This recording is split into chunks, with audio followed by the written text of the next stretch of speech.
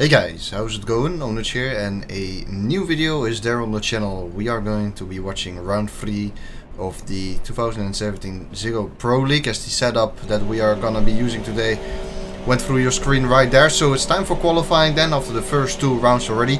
At this time we were, I believe, 4th in the championship, which isn't really weird, considering we finished 4th in the first round and in the second round as well. But it is somewhat time for a podium place as well. If you have been following this series, then you know that I think we are making a little bit of progress. Not necessarily in terms of roll pace, but there are a few things in the game that you, in my opinion, need to know in order to get the best out of yourself. And maybe today we'll be learning a couple of things as well along the way. So the qualifying then, it was dry in qualifying. I can tell you already that the race will be partially wet and partially dry. But in qualifying then, first lap that we were going to do, I was feeling confident. I can tell you that the pace was good. Finally starting to understand the setting up the car in this game. Because in the previous rounds I simply copied a setup from someone else and then used that. For this one I did a lot of time trial driving, and during that time trial driving I made a lot of setup changes here and there, trying to understand what a certain change would do to the car's behavior. And I'm getting there. I'm slowly getting there. I'm definitely not there at all. There's still a long way to go, but at least things are getting a little bit more clear for me. And for this round I didn't run a full copy of someone else's setup basically. So this first qualifying lap, then already 3.5 tenths down actually at the end of the second sector. That is looking promising. Currently on the board it's a 132.6, which to be honest isn't that fast at all. I was hoping for a high 31 in qualifying here, but in qualifying here it is usually quite hard to nail a lap time, because the rules basically specify that you have to be present in the lobby 15 minutes before the lobby is actually going to start. So you're sitting there in the lobby waiting for like 15 minutes as we are coming through this final corner and actually make a corner cut, so this lap won't count. But yeah, you're sitting for at least 15 minutes in the lobby usually, and before that obviously you do some time trial, you get into a nice flow, into a nice rhythm. But that 15-minute gap that you have is, at least for me at this stage, enough to, you know, get rid of the flow a little bit and get me out of my rhythm that I build up with the practice. So the first lap you do in qualifying is usually a little bit, you know, of a build-up lap, and then this second lap that we are going to do right now is overdiking, has done a 31.8. It is relatively fast, but the second lap you are going to do is usually then your hot lap, and there was a little bit of pressure because obviously the first lap was invalid. So we have to push a little bit in this second qualifying lap in order to get the best out of qualifying and start high up. So crossing the line with 11 seconds to go, not a lot of time left at all, but that is good. There a little bit of chaos here at the end of the first sector with brake markers that were smashed, but nonetheless first sector purple. That is looking good. So second sector then, this is where I feel pretty damn strong. I like this sector, very fast, very flowing. I like fast corners, hence why Silverstone is definitely my favorite track on the calendar. But this is China, of course. Silverstone is still a long way to go. Get on the power here as best as you can. Not really having the best exit there. Could have gone a little bit more smooth on the power. Then the final sector, again purple. It seems like in the middle sector, judging from what we see at the top right of the screen. Then this final sector, this is 100% my weak point. A little bit of oversteer there at the exit of that very long banked corner. Until this very long straight, the DRS will be wide open obviously, and then you prepare for the hairpin that is coming up. But again, this last sector is my back heel, my Achilles heel. I'm not that fast over here. I brake a little bit too late for the hairpin, hence the lockup, missing the apex, overshooting the corner a little bit. So that probably cost us a little bit of time. Then the final corner, and this was in my head. I was like, I cannot cut it again like I did in the first lap. So I went a little bit cautious through there, lost a little bit more time, and in the end we only get a 32.0, and it is enough for third place, but I wasn't necessarily happy with it. Funnily enough, the guy who finished in first, overdiking, 31.8, he actually has a penalty. I don't know how he picked that up, but he'll be starting lower down the field. And pay attention, as we lost 3 tenths by the way in the final sector compared to overdiking. Pay attention to the guy who was in P5 by the way. Gemsol, he is leading the championship, but he is starting on the soft compound, whereas everyone else is starting on the super soft. At the top there you can see there's a little bit of rain forecasted, not necessarily for the beginning of the race, but around the 25% mark of the race, 20% mark is when it should start raining. So lights are coming on then, and they're out now, so this third round is underway, having a poor start. Let's be honest, compared to cars on the left hand side there, we got a little bit of a poor start, but it seemed like that people behind us didn't necessarily get a good start either, and that means we'll be you know, coming into the first couple of corners in second. Now the funny thing is, it is already raining here, so I did not expect it at all. Remember when I said that James will in P5 qualified on soft tires? Well, you won't be happy with that, I'm sure, because it is raining already, and in a couple of laps time I'm sure we will switch to the intermediates. Now I knew that for China there's usually a relatively high chance of rain, so what I did is I did quite a few laps in Grand Prix mode where I started in the dry conditions and then it changed to the wet conditions, basically like we have this. So I was familiar with this scenario. I was very happy that I actually practiced in the rain, because obviously rain driving is always a completely different world compared to driving in the dry. Not necessarily in this game, because you know, in the real world you will usually try to avoid racing line, because there's a lot of rubber in the racing line that gets very slippery when it gets wet because of the rain. I don't think they have really simulated that in this game, so in that you know case, driving in the wet is relatively the same to driving in dry, but of course it's a little bit more slippery. You need to be a little bit more cautious on the power, that kind of stuff. First lap completed. We are not pitting yet, so we stay out. Let's look at the minimap. Is anyone pitting? Third place isn't. Fourth place is, however, so we've got already fifth. There's another guy in the pit. There are already a few cars coming into the pit lane then. Lap 2 of the race. We stay out on those dry tires of ours, but it is getting slippery quite fast. Remember when I said I did some practice rain driving in Grand Prix mode? It took roughly 4 laps after the first drops of rain came to really make the switch to the intermediate, so I kept that in my mind. But I also noticed, especially right here, you saw it there, getting on the power, a bit of oversteer. It was getting wet quite fast. As Cas ahead then makes a mistake into here, I make a little bit of a mistake as well. We're both going deep because of the slippery conditions, but Cas went deeper than we did, so we take that position, and actually we are leading this race in lap 2. So looking good so far, very good. But obviously still a very long race to go. So here you can see very slippery conditions, lots of understeer of course on the dry tires here. You just need to bring it home to the pit lane, and perhaps the people who did go into the intermediate tire, they will be perhaps having the advantage here, because like I said before, it is getting wet very quickly. Track conditions are changing rapidly.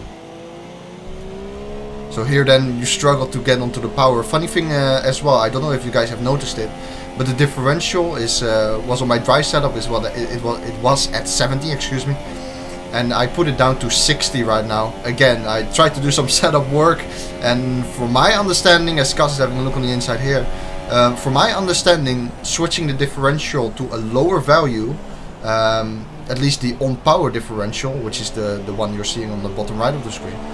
Changing that differential to a lower value will actually help you with the acceleration, especially in tricky conditions. It will make the car a little bit more understeery on traction zones, on exits, but the lower value will help you put the power down a bit more easily. That is my understanding, at least. I don't know if that's wrong or right, but that is what my observations were after testing. Then the pit lane getting held up a little bit here because another car went in, but we stay out in front of Cas, so that is good news.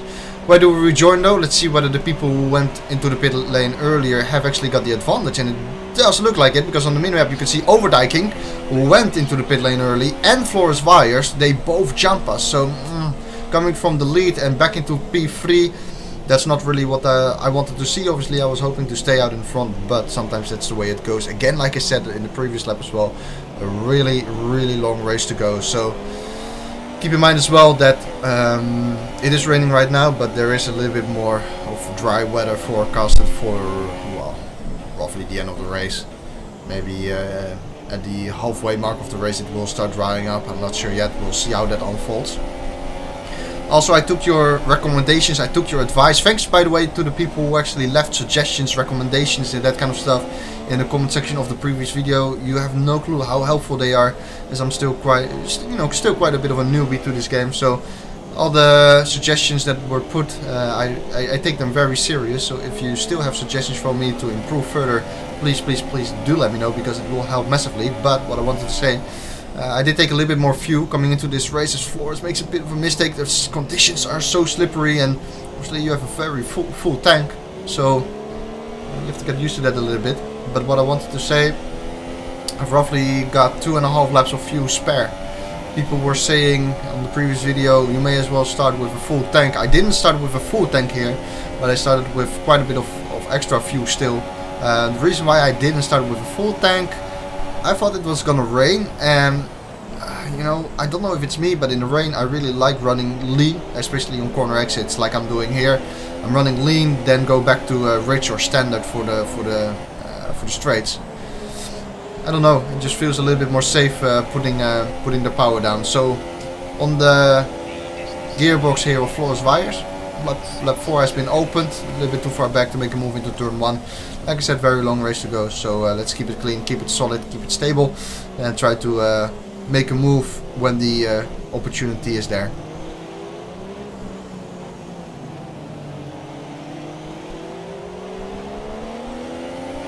And being very careful with putting the power down. At this stage in the race, I remember thinking as well, you don't know how long this rain is going to stay, of course. So if you can save a pit stop by saving your tires a little bit, then it might help when the rain is easing off and it's time to switch to the dry tires. Because one thing that is for sure is that the race will be dry somewhere towards the end, but obviously you don't know when that moment is going to come. So I was a little bit careful in the traction zones, trying to save the rears a little bit, make sure that I don't get any unnecessary wheel spin, even though that is pretty tricky in these conditions. But I was so far so happy. It's the first time for me driving in the rain, for a long while in this game. So I was happy with the way things were going. Having said that, the leader is pulling away a little bit, I think, as Flores makes a mistake here. So this is one of those opportunities that I was talking about. Right in the slipstream of Flores. Right, the slipstream is effective, by the way, or is active, because no one has left the lobby yet, so the slipstream glitch is not active. Around the outside here, Flores bumps us a little bit on the entry there. I wasn't too happy with that, to be honest, and immediately Jamsel takes advantage of that. On our outside here, we have the inside line for the final corner, still alongside, but then he turns in and he squeezes me on the apex. I think that was a little bit naughty, to be honest. I remember thinking at this time that I wasn't too happy with that. First of all, Flores giving a little bit of a bump coming into the hairpin that set me wide, and then Jamsel, who didn't really leave space for me on the apex of that corner. He turned in as if I wasn't even there. But anyway, wasn't too happy with that, but that can happen. Time to move on. Lap 6 of the race. We have a little bit of a gap to the two cars in front, while they are battling. Remember, cars behind as well in P5. But the thing is with this game, I think the racecraft from some people, this is my honest opinion, is a little bit on the low side. As we see a battle in front, Jamsel versus Flores Wise. Flores actually goes very wide, goes off track. See whether we can punish that. Yes, we can. So we can take advantage of that, move ourselves back into P3. But this time it's Jamsel up front then. But what I want to say, the racecraft of some people, in my opinion, is a little bit below, below where it should be. I think there's a good reason for that, because this game, it doesn't necessarily punish contact. It does punish contact in the sense if you run into someone's rear, that you lose a piece of your front wing, for example. But side-by-side racing, and you make contact with someone's side pod then, for example, doesn't really get punished. You're usually, both getting away with it without any damage, that kind of stuff. So it's very forgiving, so to say, to make contact with someone. And that is why I think that a lot of people are using their elbows quite a bit while trying to overtake. I don't blame them. It's a little bit of the the nature of the game. Like I said many times before, my heart lies with simulator games, and if you do make contact there, even when you're side by side, then you're usually ending up facing the wrong way, or with a face full of barriers. But anyway, that's not the case in this game. I'm gonna have to adapt myself to that and perhaps use my elbow sometimes as well. And this may be a good opportunity as Gems will defend the inside for the hairpin. I tried to go for a cutback right here, try to get earlier on the power. It seems like we are somewhat able to do that. No, not really. Gems are getting a good exit there, good run out of the hairpin, so that is good. And one thing that I do need to say, Gemsel actually did lose his front wing, or a piece of his front wing, I believe, while battling with Flora's wire. So maybe we can take advantage of that. I don't know if the deficit, so his loss of pace, will be that heavy because of the rain. You'll definitely notice some understeer, that's for sure. But again, because of the rain, I'm not sure if the time loss is that massive. Of course, he'll be a little bit slower than usual. But having said that, we are both closing the gap to the leader, Overdiking. Remember, Overdiking was pretty fast before, but now it seems like maybe he's suffering from tire wear. I'm not sure, but we are closing the gap. That's good news. Lap 16 of this race, still a very long way to go. So I was trying to burn up quite a bit of fuel here at this stage. We still have quite a bit of excess fuel, 2.2 laps actually of fuel, and Overdiking also goes deep. Seems like plenty of people make mistakes in this corner. What I wanted to say though, again, I was trying to burn up a bit of fuel, but because of the rain conditions, I feel confident using lean in the rain conditions quite often, so it was hard to burn up the fuel, but I knew that at the end of the race it would become dry, and when it does become dry, I can use that fuel quite nicely in order to perhaps fight with someone or simply to lap, quite fast. So let's keep that in mind. For the end of the race, we'll probably have quite a bit of fuel reserve.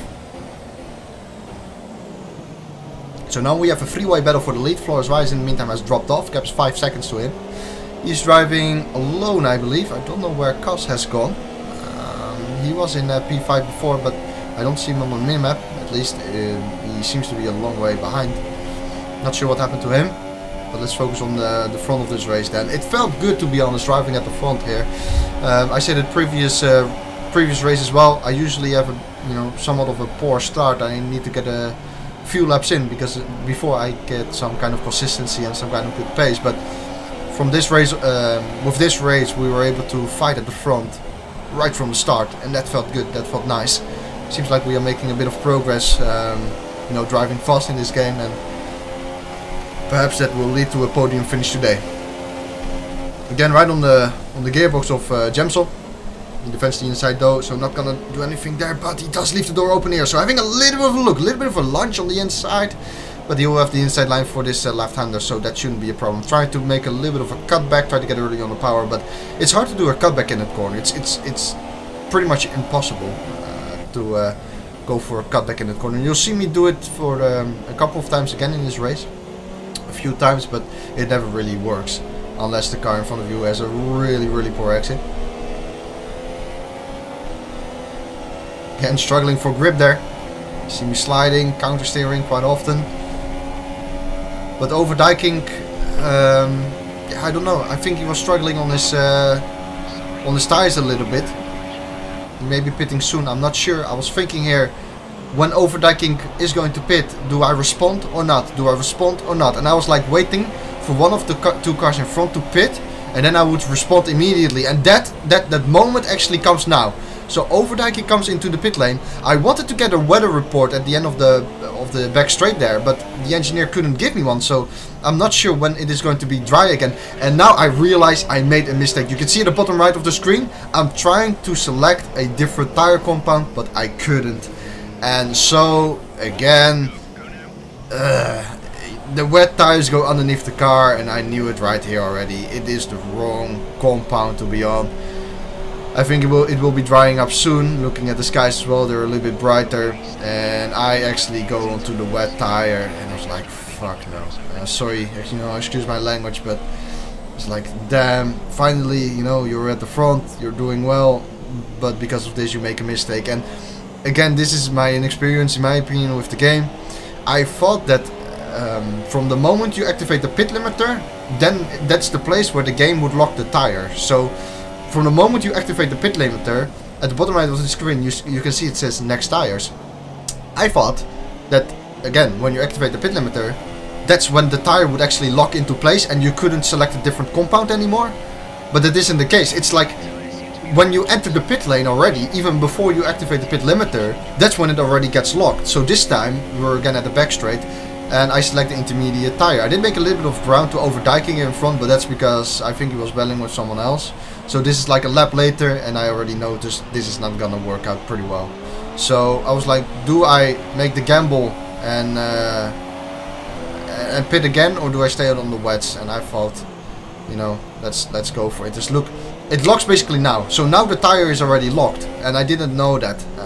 It's a very, you know, it's a good lesson. Let's put it like that, because I don't think I will make this mistake again. Before I do it again within 3 rounds time. But I think this is a mistake that I'll learn from.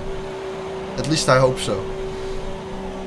Next time I'm pitting, and no, I'm on my in lap. I'll make sure that I have the right tire selected before the pit entry, because it screws you a little bit over.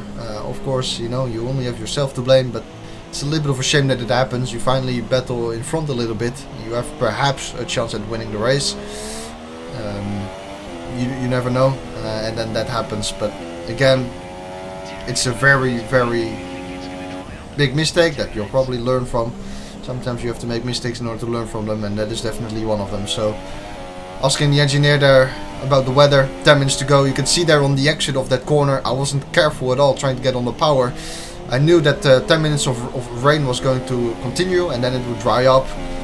I can push on these intermediate tires. They are, excuse me, in new condition, and I don't need them for you know, very long, because within 10 minutes we should see dry tires, or at least the rain easing off. So you could push on these tires, no need to really save, and it seems like it's getting a little bit drier. 1.5 laps of fuel spare. And lap 29 out of 56 of this race, so halfway point has been crossed. Now, I didn't practice the transition from wet track to dry track, so I wasn't exactly sure when would be the right time to switch to dry tires. It seems like Cas in front goes into the pit lane to go onto a set of soft tires. I personally thought it was a brave move. I personally thought it was too wet. You can still see rain falling. There are quite a few raindrops out on track. Is there spray coming from the tires? Yes, there is. I thought it looked too early to go onto the dry tires. But then, starting this lap, I heard the engineer saying, well, perhaps you're on the wrong tire, that kind of stuff. I was like, you know, am I on the wrong tire? It still seems, you know, pretty damn wet.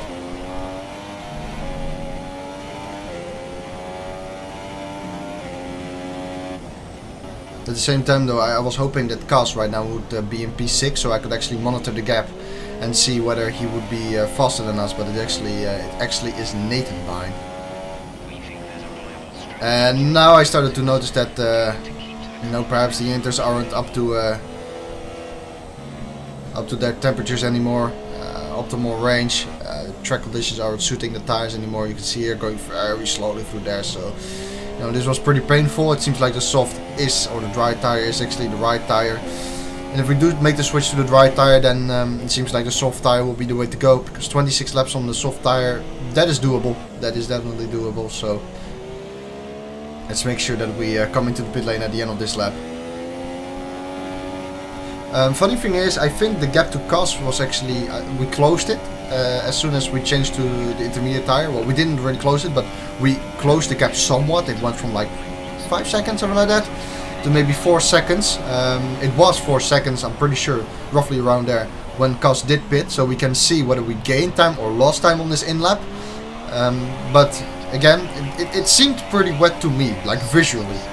But apparently this is ready enough to go onto dry tires. So let's make the gamble then, and select those dry tires. Make sure you activate the pit limiter on time. Yep, good. Into the pit lane we are. It seems like overtaking in front also went into the pit lane. I don't know why it takes a little bit of time for the pit crew to actually change tires. 3.9 second pit stop, usually it's like 2.8, maybe even 2.4. I don't know, maybe 2.4 is a little bit too much. But lost roughly a second, I would say, in that pit stop phase. And now on the dry tire, and man, oh man, this was weird. This was actually really weird.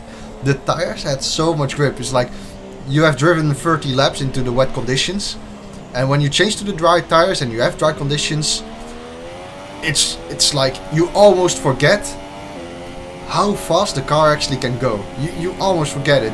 You are so used to driving slow in the wet and drive cautiously and that kind of stuff, and then you have a dry track, and boy oh boy, you know, is it fast.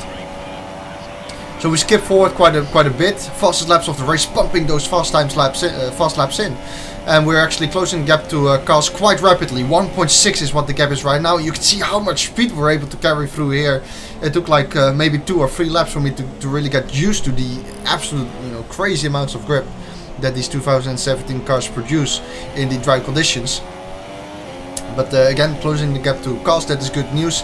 P6. Wow, you know, that is not great at all. I thought at this stage that P5 would be the maximum that we could get. Of course, you never know, so you always need to keep on pushing as much as you can. We'll actually have a look at the minimap in a second to see whether there are cars in front of cars, and yeah, there they are.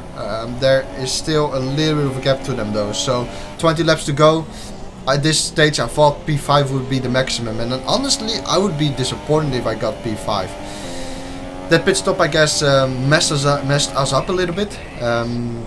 Now, the funny thing is, so Gemsel does a 35.2, that's a very fast lap. Gemsel was leading this race, by the way. Gemsel did not stop. Gemsel did not stop for the intermediate tire again. So, he only went to the intermediate tire once, and then, you know, again you have a time penalty. Well done, well done.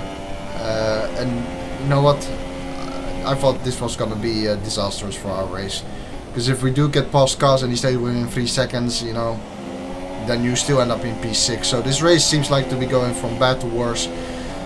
15 more laps to go, we're right on the back of cars. What I wanted to say though, Gemsel, who's leading this race, only ran once on the intermediate tire. Overdijkik and I, who were obviously in the top 3, ran intermediates twice. At least that's what we planned, but obviously I had a pit stop where we went to the wet tire. So Gemsel actually staying out on the intermediate tires for really, you know, a very long time was actually the perfect call. He was that was the best call that you could make, and that is very clever, very clever. So DRS is active. Then let's focus on the remainder of the race. Excuse me. 15 laps to go. On the inside of cars here into the hairpin, braking very late. This is a little bit of a dive bomb. This is what I mean with elbows out. You know, if I don't do it, I'm sure that others will do it to me. You know, others will probably make the same move on me as I do to them. So I may as well do it too. You know, get those elbows out. If there's contact, so be it. The nature of the game allows it. You know, it's in my opinion, it's the wrong mindset to have. But the game does allow it. And most people in the league here will do the same to me as I did there to cars. So it was a little bit of a dive bomb. I do think that I left just about enough space for him on the outside of that hairpin. So, you know, I don't see really any problems with that move at all. But it was a little bit of an aggressive one, obviously. Funnily enough, lap 44 of the race, the podium is in sight. Remember that gap that was in front of cars that we saw on the minimap, as there's contact between 2 cars in front. Remember that minimap that we saw on the minimap, or the gap that we saw on the minimap? It looked quite severe, it looked quite big, but we closed that gap down. Reason for that is that Lockdown and Floris Wyers up ahead are battling massively. They have been battling for I don't know how many laps already, and the contact that you just saw being made between Floris and Lockdown actually caused Lockdown's front wing to be damaged. So we know, I didn't know it at this time. I know it because of, you know, I saw it after the race. But I know that Lockdown ahead has front wing damage. So let's see whether we can overtake him. One more thing as well. There was someone who actually left the race midway, like in the last 10 laps or so. In the previous 10 laps he left the session. And that means that the slipstream glitch is actually effective as Lockdown goes deep here. Doesn't really have a lot of downforce, I think, coming from his front wing anymore. We're still side by side. He does leave room. He does leave room. And that is the move done, is it? Well, question mark. He's still on the inside here. For this left-hander, it's going to be tricky. He's still on the inside, so we need to keep it around the outside. Inside line for the next corner. No problem. That is 4th place. So Lockdown perhaps struggling with the downforce there in that fast middle sector, and we could take advantage of that round the outside. Now I've been talking about racecraft a little bit here and there. One person that I massively respect because of his racecraft is Lockdown. Against all people I have raced so far, I think Lockdown is on a very high level in terms of racecraft. He will leave room. And Flores, for example, up ahead, it's really my first time battling with Flores, but I've heard stories, you know, here and there about Flores that he is very, you know, he is very good at defending the lines, but when it comes to actually side-by-side racing, he won't always leave room. And in a few laps time, you'll see a good example as we break late again on the inside. I didn't expect Flores to break that early. I actually, you know, thought I was braking at my normal braking point. I didn't want to go for a move even, but I don't think if I didn't go for the inside there, I would have hit his rear. So, you know, it was a little bit of a dive bomb, but it wasn't really planned. Again, slipstream glitch is active, so it's going to be hard to overtake here, despite having the RS even. Cars behind also went past Lockdown. Can you please remember what you just saw with Lockdown when we overtook him in this corner right here? We overtook him here around the outside, right? That was in this corner. He left plenty of space for us the whole time around the outside. Please keep that in mind, because in a second you'll see a good example what I mean with the racecraft from some people, in my opinion, in this league. This isn't any kind of disrespect or anything like that, but there, in my opinion, there are a few people who, you know, I value side-by-side driving, respect for side-by-side driving very high. If someone is alongside you, you need to try to leave room. Of course, you can sometimes make a mistake here and there, but always leave room for another car when he's side-by-side with you. Gus now going for a little bit of a dive bomb, but we fend him off. Again, I left room a little bit on the apex there, so if he did overshoot the corner a little bit because he braked late, he wouldn't hit us. But it's 8 more laps to go. And the thing that was on my mind the whole time right here was, I have a time penalty, I have a time penalty, I have a time penalty. I was like, if I want to finish on the podium here, which I thought would never happen again, if we do finish on the podium here, I need to overtake Flores as soon as possible. Because if we can overtake him as soon as possible, that will give us more time to actually create like a 3-second gap. Is it a 3-second time penalty? I think it is. So, you know, I was desperate to overtake Flores. It wasn't easy though, because the slipstream glitch was active and Flores for some reason had absolute massive top speed. Like even with the RS I wouldn't close up on him. His weakness was here though. His weakness was here, and every single time I would close him down so much. This is great, by the way. This defending technique from Flores was so good. Every single time I went through there, I wanted to go around the outside, and he saw that happening, and he would block off the line, and that is fantastic defending driving, honestly. But again, they know, these guys know how to defend really well, but sometimes when it gets to side-by-side driving, it gets a little bit sloppy in my opinion. That's my honest opinion. So again, the DRS, you can see it here. Are we closing? Well, we are somewhat trying to do a dummy here. Can we do a dummy? We make the apex. Yes, we can. We're on the inside line. But, you know, there is contact with Flores who's like stuck on our side pod. Around the outside of this corner, there's still a little bit of contact. That is, to be honest, my fault. Because that time I turned into the corner like Flores wasn't there. Like I said, you know, if other people are going to, you know, get their elbows out, I'm going to do it as well. Screw it, you know. Lap 50 of the race though, we're still side-by-side with Flores. Doesn't look like we can make a move here, because on our inside here, not gonna work. Oh, very close, very close racing here. Very good battle, but the longer we battle, of course, you know, the more I feel like we will give away a podium place. Well, giving it away is a little bit of a big word perhaps, but you know, we have that 3-second time penalty. Maybe we'll even end up in P6, although I think Lockdown is falling back a little bit too much for that. We're on course for a P5, let's put it like that. 6 more laps to go. We're again getting at this stage where this is Flores' weakness. This time I don't go around the outside, I go on the outside of this corner. And this is what I mean. You know, where's the room, you know? I go outside of this, I go wide of this corner, because I knew Flores wouldn't leave space for me. And that is exactly the thing I was talking about. Remember with Lockdown when I went side by side with him through there, it's the identical corner. But you know, it's a different driver, and Lockdown is always so respectful when it comes to side-by-side racing. And for example, with, you know, in this case it's Flores, but next time it's maybe someone else. You know, there isn't a lot of room being given, and I think that is a little bit of a shame, because that automatically means that, you know, if you don't treat me that way, then it's maybe a bit arrogant, but I'm not gonna leave room for you either. And that, you know, that's the way it works in my opinion. But that is a little bit against my philosophy, you know, if you could call it like that, of racing. But if that's what it takes, you know, so be it, I guess. Elbows out. But I think that was a, you know, a good comparison.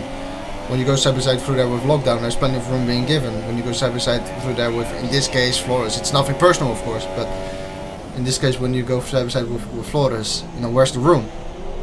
I even went wide of the outside of the corner, because I already knew that he wouldn't leave space. So what was the point of staying there and make contact? And again, we're having a look here. This is the whole time where I closed down on Flores, but he may not have the best, in my opinion, the best racecraft when it comes to side-by-side racing. The lines he took with defending were really, really strong, really, really good. So I take my hat off for that, absolutely. And it's a massive fight that we are seeing here. And I'm gonna be honest, I was enjoying his fight quite a lot. It's a heavy fight. Perhaps, you know, there's a bit of contact here and there. Perhaps it's a little bit cheeky, a little bit naughty, a little bit sloppy, but I was enjoying it. That's something that is clear. No doubt about that. By the time, you know, we're running out of time, and I pretty much knew at this point, with the 3-second time penalty, you know, you're not gonna be ending up on the podium positions here unless the cars around you also have got a time penalty. Now I'm pretty sure that you guys have noticed it already, but Flores is on the medium tire. We're on the softs. The softs were still in, you know, good shape, to be honest, with 2 laps to go. So if we can't get past Flores, it's not because of the tire disadvantage or advantage, but it's because Flores is defending very well. He's taking good lines, but at the same time, sometimes when you are side by side with him, you know, there's a little bit of contact, or there's a little bit of bumping, and that also, you know, that makes it hard to overtake. Again, right here, this will be another opportunity. He goes a little bit deep. This is the mistake we've been waiting for. So here we go again. This time I brake really late, and again there's a little bit of contact. I'm gonna keep it around the outside here. This time there is room being left. That's the way to do it. That looks much better. Around the outside. This time I'm gonna have to brake late. Will he leave room? A bit of contact again on the inside of this corner, and still side by side. Still side by side. Lap 54 of the race. This is the time to get those elbows out. We will have DRS though. We will have DRS. So will that help us? Again, he is quite fast, squeezing us a little bit there on the straight. But with DRS, we will have the inside line of this hairpin. Brake late again, make the apex. Again, there's a bit of bumping on entry of the corner, but this time finally we get past Flores. So that is what I mean with elbows out. Luckily that time there was room being left. So props to Flores for that. And this time we make the move, and with 2 more laps to go, I was not gonna give away that 3rd place, but I probably knew that at the end of the race, when we see the results, we would be shown as P5 because of the 3-second penalty, and that was, to be honest, a disappointment for me, because it would have been nice to get a podium position for this race. So coming across the line, pretty sure we were gonna end up in P5, but you know, again, there are a few positives to take from this race, a few things that I'll again learn from, and actually a pleasant surprise at the end of the race was seeing ourselves in 3rd place.